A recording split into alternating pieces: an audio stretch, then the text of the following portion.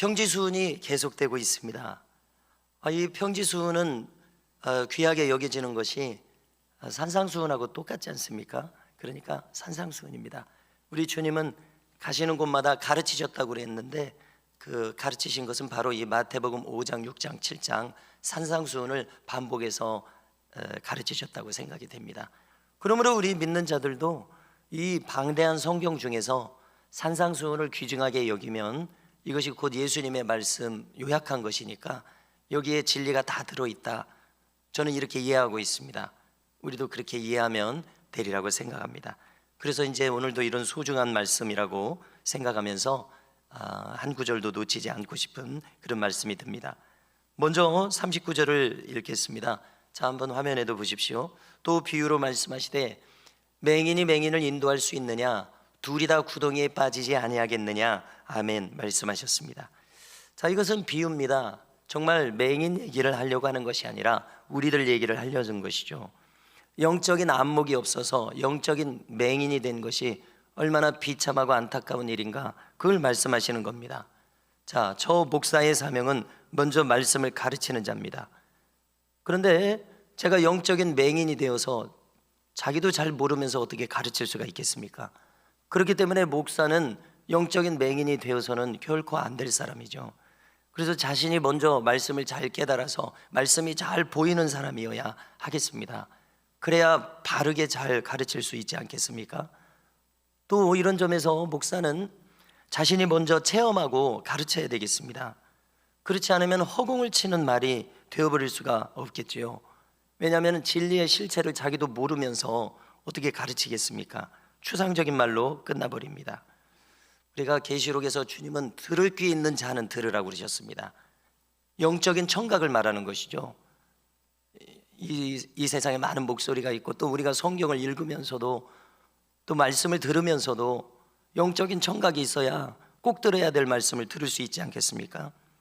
같은 맥락에서 보는 것도 영적인 시각이 열려야 바르게 분별할 수 있을 것입니다.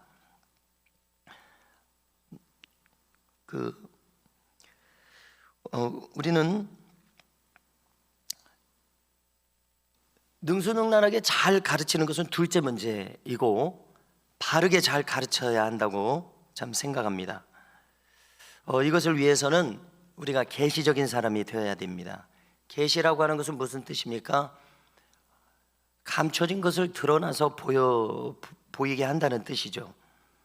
계시적인 사람이 되어야 될 이유는 우리가 반드시 알아야 되는 진리가 한 번쯤은 가려져 있기 때문에 그렇습니다. 그래서 그 진리가 확연하게 드러나서 우리가 선명하게 그것을 이해해야 알아야 행할 수 있지 않습니까? 그렇기 때문에 우리가 영적인 시각을 바로 가지기 위해서는 계시적인 사람이 되어야 됩니다. 감춰진 것을 볼 수 있는 사람이 되어야 합니다. 중요한 요점이 있는데요, 주님께서는 부활 승천에서 떠나가셔야 할 필요성이 있으신 것이 성령이 대신 오시면은 성령께서는 장소의 구애를 받지 않습니다. 시대의 구애를 받지 않습니다. 당연한 이야기죠. 예수님은 33세에 부활 승천하셨다고 우리가 이해하고 있습니다마는 더 오래 사셔도 70, 80, 100세 되면은 육신으로 계실 수가 없으세요. 그러니까 예수님은 부활 승천시키시고 성령이 또 예수님하고 똑같으시니까 하나님이시니까 성령이 오셔서 시공간의 제약을 받지 않게 하셨습니다. 자, 이것은 그렇게 중요한 것은 아니고요. 지금 중요한 것은 그러면 성령이 오시면은 모든 것을 생각나게 하신다, 모든 것을 가르쳐 주신다, 이러셨기 때문에 성령이 오시는 것이 우리에게 중요하고 또 성령이 역사하실 수 있는 사람이 되는 것이 우리에게 중요한 것입니다. 목사에게 중요하고 성도들에게 중요합니다. 그래서 계시적인 사람이 우리가 되야겠습니다 하는 이야기는 바로 성령이 오셔서 가르쳐 주실 수 있는 사람이 되는 것이 중요합니다, 이런 이야기인 것이죠. 그래서 성령은 주로 내 생각 속에서 말씀하시니까, 성경을 통해서도 말씀하시지만 주로 내 생각 속에서 말씀하시니까 내 생각 속에서 성령의 생각이 자꾸 떠오를 수 있는 사람, 말씀을 읽었어도 성령이 떠오르게 하셔야 이 말씀대로 우리가 살 수가 있지 않습니까? 그래서 예수님 말씀하신 대로 성령이 오시면은 너에게 모든 것을 생각나게 하시리라, 생각나게 하실 뿐만이 아니라 너희에게 모든 것을 가르쳐 주시리라. 그러므로 계시적인 사람이 되어야 한다는 것입니다. 성령님의 지도를 받는 사람이요. 자, 그 다음에 영적인 안목이 열리려면 조금 전에도 살짝 이야기를 했습니다마는 자기가 먼저 말씀에 순종하면서 사는 사람이어야 됩니다. 우리의 경험은 내가 말씀대로 순종할 때 더 잘 깨달아진다는 것입니다. 예를 들면은 제가 이제 말씀을 드러내고자 할 때에 많은 우리 신앙적인 요소들이 있습니다만은 용서를 한번 거론해 보겠습니다. 중요한 주제 중에 하나죠. 가장 중요한 주제들 중에 하나입니다. 용서에 대해서 가르치려면 용서한 경험이 있는 사람이어야 됩니다. 또 용서를 경험했을 때, 용서를 하는 것을 경험하고 사과를 하는 것을 경험했을 때 그 과정에서 배우고 느끼는 것이 많죠. 용서는 그냥 용서로 끝나지 않습니다. 상대방과 나의 심령의 작용이 거기서 여러 가지로 거기서 발생합니다. 그것을 통해서 배우는 것이죠. 용서하지 않았을 때, 내가 버티고 있을 때 무슨 마음이 되느냐, 내가 먼저 경험을 하게 됩니다. 그렇기 때문에 아직 어떤 분이 용서하고 있지 않다, 아직 어떤 분이 사과하고 있지 않다, 그러면 그 심령이 지금 어떤 상태겠다 하는 것을 알게 되는 것이죠. 그래서 지금 그분의 형편을 예수님의 마음과 같게 하려면은 어떤 과정을 통해서 그분의 마음이 돌이켜져야 되겠고 깨달아져야 되겠고, 내가 먼저 경험을 하기 때문에 그분도 이 길을 가기를 원해서 이렇게 안내할 수가 있게 되는 것 아니겠냐는 것이죠. 이렇게 나의 시각이 먼저 열려야 다른 분의 시각도 열리도록 도움을 줄 수 있을 것이라는 겁니다.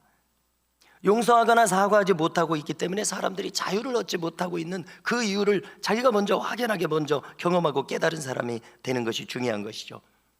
그래서 그분의 심령을 무엇이 결박하고 있는가 알 때에 그를 도와줄 수가 있습니다. 무엇가 그렇게 쓴뿌리로 그분에게 자리 잡고 있고 그분의 심령을 견관진으로 묶고 있느냐, 그 실체를 내가 이해할 수 있게 되는 것입니다. 체험적으로요. 그래서 이와 같은 실제로 말씀에 순종하기 위해서 막 부딪힌 경험이 있는 사람이라야 더욱 더 계시적인 사람이 된다는 원리를 깨닫게 됩니다. 그래서 계시적인 사람이 되므로 자기가 먼저 말씀에 합당한 사람이 되고 타인에게도 성령께서 말씀해 주신 뜻을 선명하게 가르쳐 줄 수 있는 사람이 된다고 믿습니다. 이렇게 계시적인 사람은 말씀의 근본 진리에 복종하는 사람입니다. 말씀을 따지는 사람이 아니라, 말씀을 의심하는 사람이 아니라 거기에 그냥 우선적으로 순종하는 사람입니다. 그 사람이 계시적인 사람이 될 수가 있습니다. 말씀의 기본 진리들은 여러분들 무엇을 떠올리실 수 있습니까? 어려운 것 아닙니다. 죄인이 회개하는 거, 거듭나는 거, 칭의를 받는 거, 성화되고 영화되는 거, 천국과 지옥에 대한 확실한 말씀들, 성령으로 세례받는 거, 소명을 받고 사명으로 행하는 거, 부활과 재림에 대해서 확실한 믿음을 가지는 거, 영생과 영벌에 대해서 그 가르침에 견고히 서 있는 거, 이런 기본적인 근본적인 진리들입니다. 여기에 확고히 서 있어야 점점점 더 계시가 열리게 되고 점점점 더 세밀하게, 그 다음에 그 구체적인 상황 속에서 성령께서 그를 가르쳐 주시는 것입니다. 그래서 학교 공부도 기초가 중요하듯이 기초로부터 계시가 열리는 것이죠. 뜬금없이 막 고상한 것에서 계시가 열리는 것이 아니라 기초부터 확실히 다져나갈 때 여기서 계시가 확장되고 선명하게, 더 분명하게 보인다고 믿어집니다. 그래서 이렇게 근본 진리에 견고히 서 있는 사람은 그의 영적인 시력이 점점 더 선명해질 것을 기대하게 됩니다. 더 잘 보이게 될 것입니다. 더 뚜렷하게 보이게 될 것입니다. 잘 이미 보게 되었고 이제 더 잘 보게 하실 것이므로 성경의 각 구절들이 그 의미가 명확해질 것입니다. 성경이 모호하지가 않고 성경이 분명해질 것입니다. 그래서 이 사람의 지각이, 영적인 지각이 분별력이 장성해져서 명확해짐으로 예수님 가르침처럼 할 수 있을 것입니다. 즉 너는 무슨 일인지 예 아니요 하라. 즉 긴 것은 기다고 하고 아닌 것은 아니다고 하고. 그래서 여러 번 거론해 드렸듯이 신앙생활의 성숙과 장성함은 분별력이 성숙하는 것이다. 분별력이 장성하는 것이다. 제가 이렇게 이해하게 됩니다. 그래서 바라기는 우리 모든 교우들께서, 우리 미담교회 온 하나님의 백성들이 점점 더 분별력이 장성해서 선명하고 확실한 분별력을 가지게 되시기를 주의 이름으로 축원합니다. 그래서 어디까지 우리가 장성하게 될 것이냐? 예수님의 분별력까지, 예수님이 보는 것처럼 보는 것입니다. 그래야 예수님처럼 판단할 수 있을 것이고 예수님처럼 말할 수 있을 것이라고 생각하게 됩니다. 또 뭐가 구덩이인지 이제 잘 보게 될 것입니다. 그래서 잘 걸어갈 수 있을 것이에요. 그래서 자기가 맹인이 아니기 때문에 맹인들을 잘 인도할 수 있을 것입니다. 자기가 잘 보는 사람이므로 사람들을 잘 분별할 수가 있을 것입니다. 누가 주의 편에 확실히 서 있는지, 누가 흐리멍텅하게 서 있는지, 이런 거 분별이 필요하죠. 우리가 신앙생활 하려면은요. 인도자는 이런 것이 더 잘 필요합니다. 하나님의 사람을 선명하게 분별해낼 수 있습니다. 그러므로 연합이 가능합니다. 아무하거나 어울리지 않게 돼요. 잘 분별해서 잘 서 있는 사람하고 어울려야죠. 진리도 모르는 사람하고 멍해를 같이 할 수는 없습니다. 시간 낭비밖에 안 됩니다.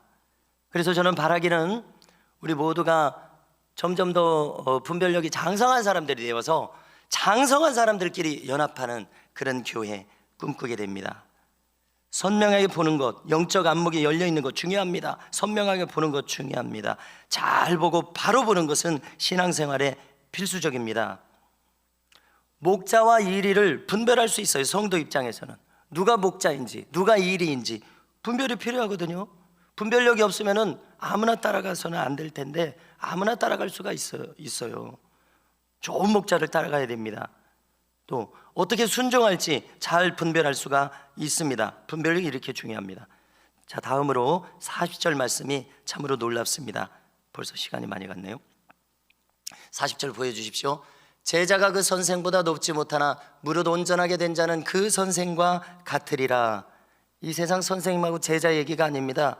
일반인들 얘기가 아닙니다. 예수님과 우리들을 가리키는 것이죠. 무슨 얘기가 되는 겁니까? 우리가 장성하면 주님과 같이 온전하게 된다는 것을 가리킵니다. 주님 말씀 떠올려 볼까요? 내가 온전한 것 같이 너희도 온전하라. 내가 거룩한 것과 같이 너희도 거룩하라. 우리는 스스로를 작게 여길 수밖에 없습니다. 내가 이렇게 미약하기 때문에, 내가 그렇게 많이 쓰러졌었기 때문에 우리 스스로는 작게 여길지라도 주님은 우리를 그렇게 보고 계시지 않으시다는 것을 여기서 확인하게 됩니다.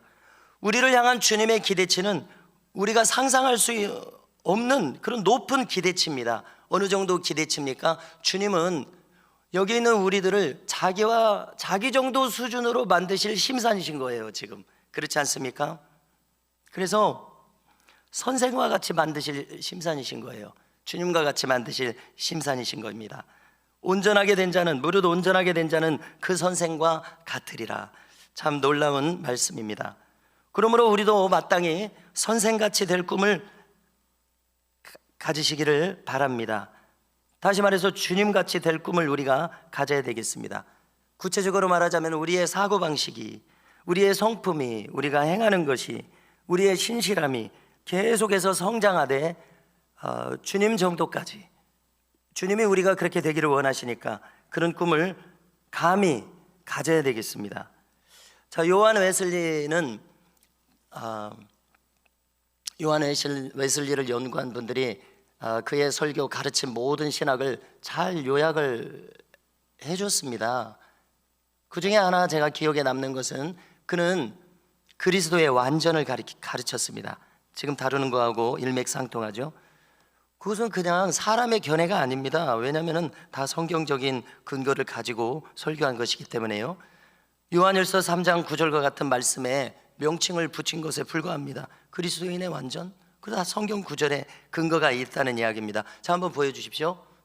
예를 들면 이제 이 구절인 거죠. 하나님께로부터 난 자마다 죄를 짓지 아니하나니 이는 하나님의 씨가 그의 속에 거함이요 그도 범죄하지 못하는 것은 하나님께로부터 났음이라. 아멘. 여러분들은 이 말씀을 어떻게 생각하십니까?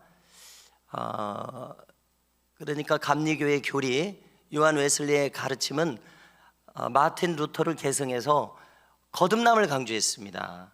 믿음으로 의롭다함을 받는 것을 강조했습니다. 그래서 회개를 강조했습니다. 그런데 그는 거기서 멈추지 않았습니다. 계속해서 거룩해져야 된다. 성화를 강조했습니다. 그리고 어디까지 강조를 했냐면은 이게 이제 감리교 교리죠. 칼빈도 이야기를 했지만은 웨슬리는 더 선명하고 분명하게 더 강조를 했기 때문에 또 웨슬리가 한 이야기를 이렇게 거론하는 겁니다. 우리가 장로교임에도 불구하고 우리를 유익하게 하니까. 그래서 웨슬리는 거기서 멈추지를 않고 영화까지 얘기를 한 거예요. 그래서 그리스도인의 완전이라고 하는 것은 이것입니다. 방금도 우리가 요한일서 말씀을 읽었습니다마는 하나님의 씨가 거기 들어있으니까 죄를 짓지 않는다는 거예요. 거기까지 얘기를 하는 거예요. 너무나 놀랍지 않습니까? 그리고 가만히 생각해 보십시오. 내가 아니라 하나님이 여기 들어와 계시는데 죄를 어떻게 짓겠습니까? 그래서 이 말씀이 너무나 놀랍더라고요. 우리가 지난 12월 말에 이 말씀을 다뤘었습니다만 제가 새벽에 다루면서 놀라게 되더라고요. 그렇구나. 우리가 그렇게 자주 쓰러지는데 하나님 씨가 여기 들어와 오셔서 완전히 살아계시면 죄를 능히 이길 수 있겠구나. 요한 웨슬리가 가르친 가르침이 이것입니다. 그래서 이 그리스도인의 완전의 주제는 방금 우리 예수님께서 하신 말씀입니다. 우리의 선생이신 주님, 무릇 온전하게 된 자는 그 선생과 같으리라. 그러므로 우리는 이 말씀을 추구해야 되겠습니다. 우리 교회에 대해서 한번 생각해 보십시오. 상상을 해 보십시오. 선생과 같이 된 자들로 넘쳐난다고 한번 생각해 보십시오. 그렇게 성품이 장성한 분들로 넘쳐난다고 생각해 보십시오. 얼마나 영광스러운 교회겠습니까? 반대로도 우리는 상상할 수 있어요. 이제 막 거듭났는데 거듭난 상태에서 멈춰있는 신자들로 가득한다고 한번 생각해 보십시오. 영적 갓난아기들로 가득하다고 한번 생각해 보십시오. 갓난아기들 막 그 본능대로 행합니다. 울어 제끼고 불편하면 막 짜증냅니다. 그러면 이제 그 교회를 무슨 교회라고 불러야 될지 제가 생각해 볼 때 영적 갓난아기로 충만한 교회는 타가소 교회라고 불러야 될 것 같아요. 영적으로 타가소 교회. 그런가 하면은 우리는 무엇을 상상할 수가 있냐면 영적인 군사로 가득한 교회도 상상할 수가 있습니다. 십자가 정병으로 가득한 군사들, 장성한 자가 돼서 선생같이 된 자들로 가득한 군사들로 넘쳐나는 교회. 어떻습니까? 후자가 더 힘있는 교회겠죠. 후자가 더 주님을 기쁘시게 할 수 있는 교회일 것입니다. 그래서 바람으로 무릇 선생과 같이 온전한 자로 충만한 우리 미담교회로 계속해서 세워져 나갈 수 있기를 주님의 이름으로 축원합니다. 여기까지 나눴을 때 정말 이런 교회를 꿈꿔야 되겠구나. 이런 강한 교회, 장성한 교회, 기저귀 가느라고 시간 낭비할 필요가 없는 교회, 생각만 해도 너무나 귀한 교회고 우리 주님께서 기뻐하실 교회라고 믿어집니다. 우리 교회에 대한 비전일 뿐만 아니라 우리 개인에 대한 비전이기도 합니다. 이렇게 강한 용사가 되었을 때 하나님께서 얼마나 사용하시기에 수월한 일꾼이 될 것인가 생각하게 됩니다. 다음으로 41절 42절을 보시겠습니다. 자, 아주 길기 때문에 제가 읽어드리겠습니다. 다시 한번 보십시오. 어찌하여 형제의 눈 속에 있는 티는 보고 내 눈 속에 있는 들보는 깨닫지 못하느냐? 너는 내 눈 속에 있는 들보를 보지 못하면서 어찌하여 형제에게 말하기를 형제여 나로 내 눈 속에 있는 티를 빼게 하라 할 수 있느냐? 외식하는 자여 먼저 내 눈 속에서 들보를 빼라. 그 후에야 내가 밝히 보고 형제의 눈 속에 있는 티를 빼리라. 아멘. 신앙생활에서 나 개인의 영성 관리가 참 중요함을 늘 깨닫습니다. 우리는 자칫 부족한 모습을 볼 때 정죄하는 마음을 가지기가 쉽습니다. 우리 인간이 보편적으로 그렇습니다. 자, 그럴 때마다 우리가 이 말씀을 붙들 때에 속히 주님의 마음으로 우리의 마음을 바꿀 수 있어야 되겠습니다. 주님의 마음은 정죄하는 마음이 아니시라 긍휼히 여기시는 마음이십니다. 그러면서 동시에 주님은 현장에서 죄 지은 여인에게 뭐라고 말씀하셨냐면은 나도 너를 정죄하지 아니하노라만 말씀하신 것이 아니라 다시는 가서 죄를 짓지 말라고 하셨습니다. 그것처럼 주님은 죄까지도 용납하시는 것은 아니세요. 우리한테 나도 너를 정죄하지 않노라, 우리를 긍휼히 여기세요. 그런데 거기서 끝나시는 것이 아니라 그러나 가서 다시는 죄를 짓지 말라, 이렇게 강한 자가 되어라, 이런 얘기를 우리에게 하시거든요. 자, 우리가 올해 표를 내세웠습니다. 나를 이기고 죄악을 이기고 세상을 이기고 마귀를 이기자고 다 같이 독려하고 있죠. 자, 죄는 무엇입니까? 나를 삼키려고 내 앞에서 엎드려서 나를 노리고 있습니다. 매일매일 노리고 있습니다. 즉시 물리칠 수 있는 영적 면역력이 충만해야 되겠습니다. 그래서 방금 이 말씀을 적용해 보자면요, 이렇게 우리를 넘어뜨리게 하려고 엎드려서 나를 노리고 있으니까 내 마음속에서는 무슨 작용이 일어나야 되겠습니까? 그를 정죄하는 마음이 아니라 나도 저런 죄를 저지를 수 있다, 이미 저질렀었다, 그러므로 나를 조심하고 삼가는 기회로 삼는 것이 필요하다는 것이죠. 내 눈 속에 들보를 생각한다는 것은요. 자, 여기까지 이르렀을 때 지난 주일에 나누었던 조나단 에드워즈가 다시 한번 떠올랐습니다. 우리가 함께 나눈 것을 기초로 또 나누는 것이 참 유익한 것 같아요. 이미 알고 있는 것이니까요. 연결이 잘 되니까요.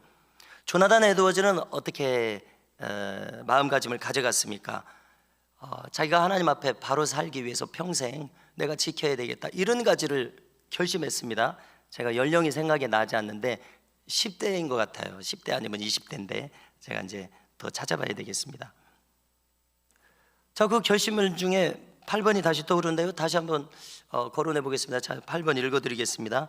다른 사람의 실패를 보았을 때 바로 내가 그 다른 사람과 똑같은 죄를 범하고 똑같은 잘못과 실수를 범한 것처럼 행동하자.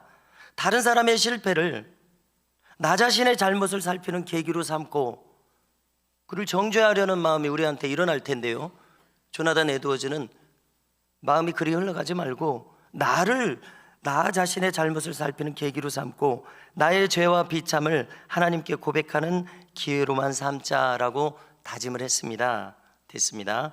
참 고결한 마음이라고 느껴집니다. 내 눈에 들보를 먼저 보는 마음이죠. 이 마음이요, 헤아려 보니까요. 또 이 말씀을 지금 하고 계시는 우리 주님의 마음이시기도 하다고 생각합니다. 참 고운 마음이다라고 생각이 됩니다. 그래서 본래 우리 인간은 하나님께서 아담을 지으실 때 이처럼 고상한 마음을 가지도록 지음을 받았습니다. 그러나 이 세상에서 살아가면서 우리의 마음이 참 거칠어집니다. 그래서 이런 아주 높은 마음을 정말 너무나도 쉽게 잊어버립니다.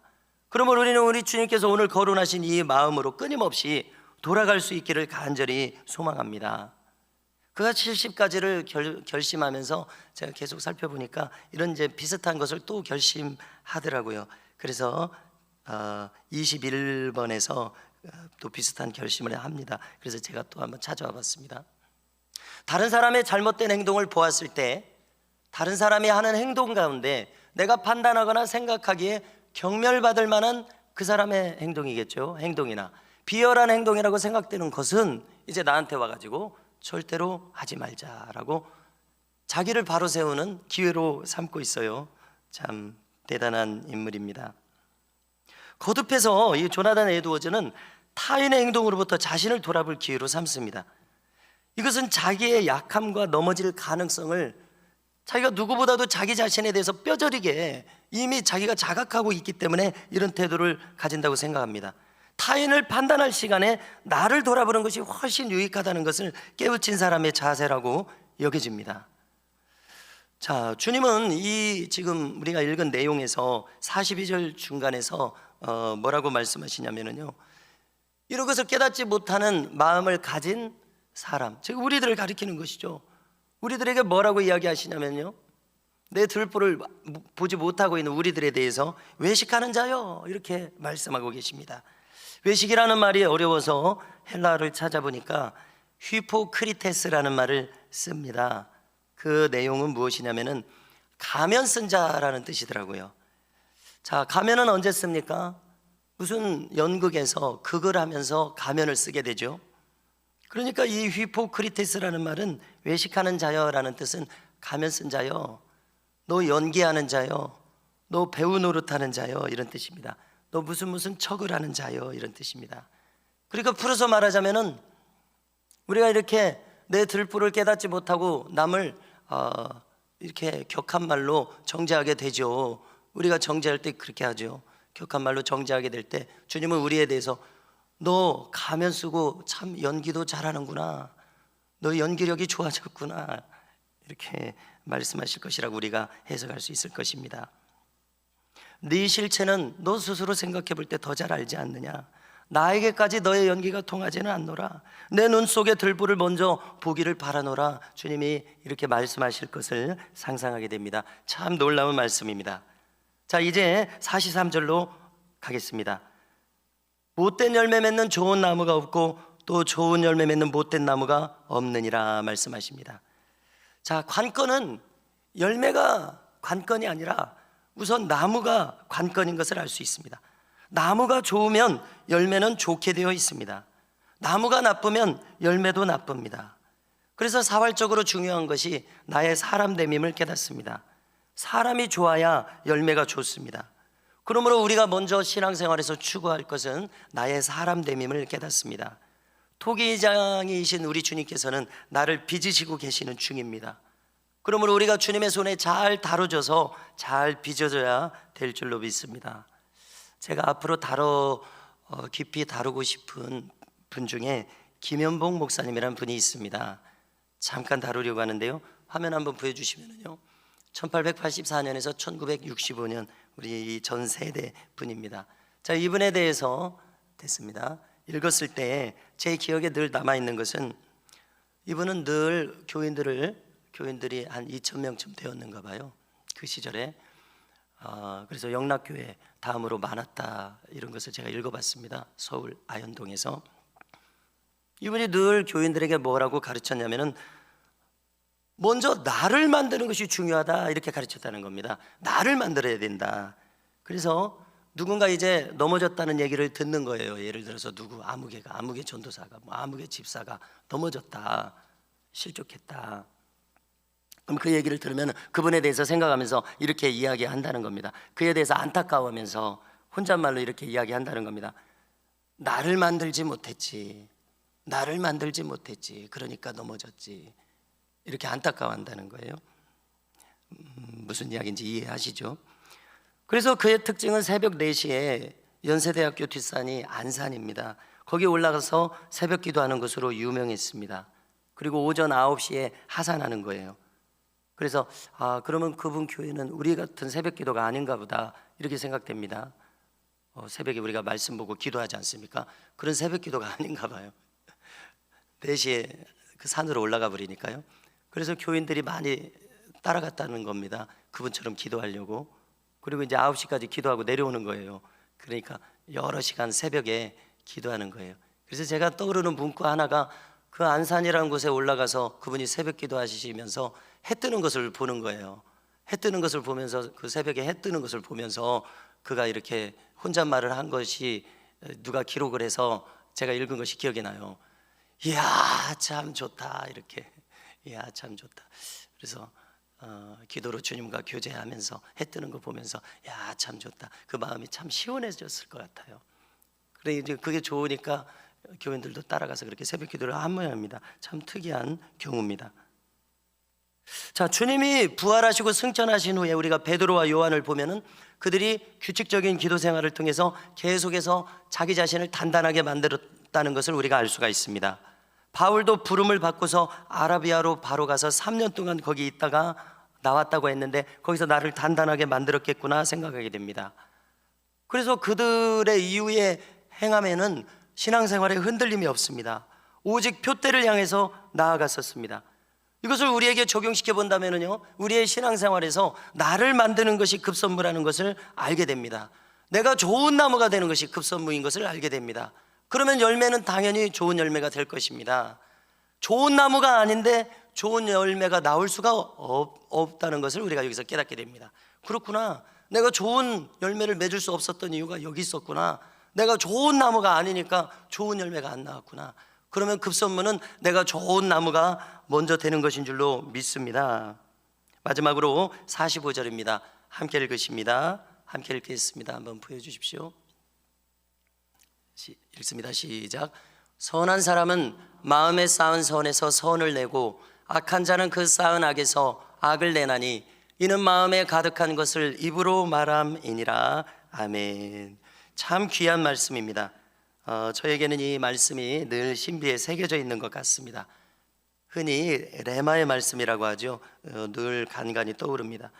자, 이 말씀은 무슨 뜻입니까? 우리가 계속해서 선을 도모함으로써 선의 선순환이 온다는 겁니다.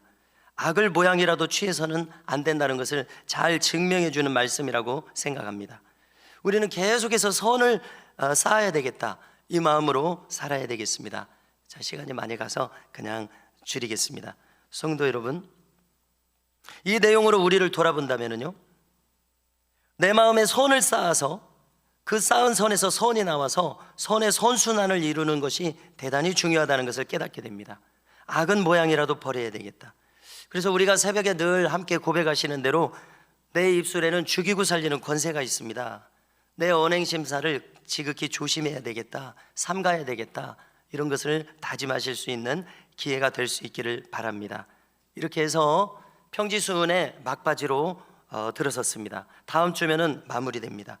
한 절도 놓치기 아까운 보배로운 말씀들이라고 믿어집니다. 이 말씀들만 붙들고 신앙생활에도 충분하다고 생각이 들어집니다. 고구마 줄기처럼 이 말씀 하나를 붙들면 신앙생활의 모든 원리들이 줄줄이 이렇게 나온다고 생각이 됩니다. 그래서 오늘 나는 이 말씀들을 우리의 신비에 분명하게 심어서 선명한 기준으로 신앙생활을 함으로 하나님께 인정함을 받고 기뻐하심을 입는 우리 모두가 되시기를 주님의 이름으로 축복합니다.